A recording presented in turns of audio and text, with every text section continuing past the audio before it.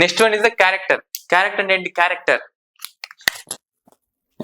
A B C Z, A B next at the rate tick slash double అలా ఈ character అన్ని ఎంత storage తీసుకునేది క్యారెక్టర్ అనేది. దీన్ని రిప్రజెంట్ చేయడానికి ఏం చేస్తారు? ఫారెన్ స్పెసిఫైర్ ఏంటి? %c.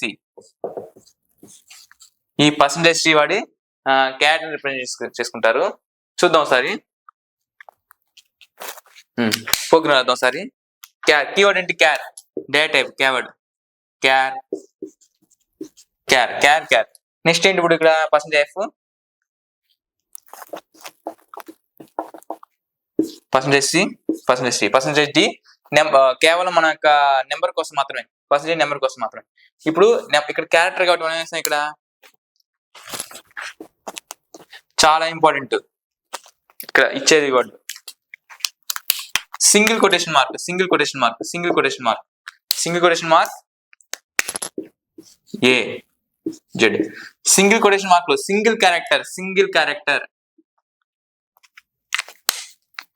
Single character.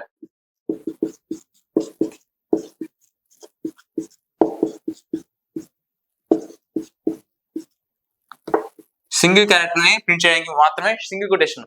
Multiple characters ఉంటాయి. సురేష్,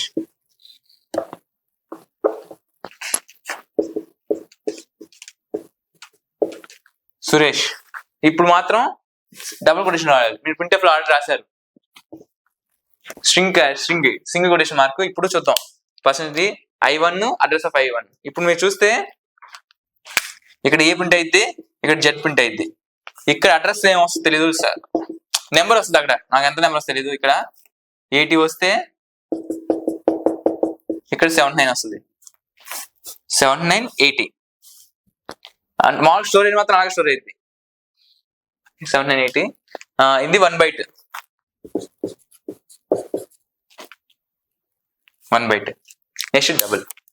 నెక్స్ట్ క్యారెక్టర్ అంటే %c single quotation mark %c character, %z c character represent చేస్తుంది, రిప్రజెంట్ చేస్తుంది. ఇది మెమరీ లొకేషన్ %d ఒక ఇంటిజర్ నెంబర్ లా వస్తుంది కాబట్టి % ఇచ్చాను మెమరీ లొకేషన్ రిప్రజెంట్ చేయడానికి. అంటే తెలుసు, అంటే నెంబర్ మెమరీ లొకేషన్. అడ్రస్ ఇప్పుడు కంపైల్ అని చూద్దాం ఎంత స్టోరేజ్ తీసుకునిద్దాం. 2 3 చూసారా? ఏ జెడ్ ఇది. This is the character storage.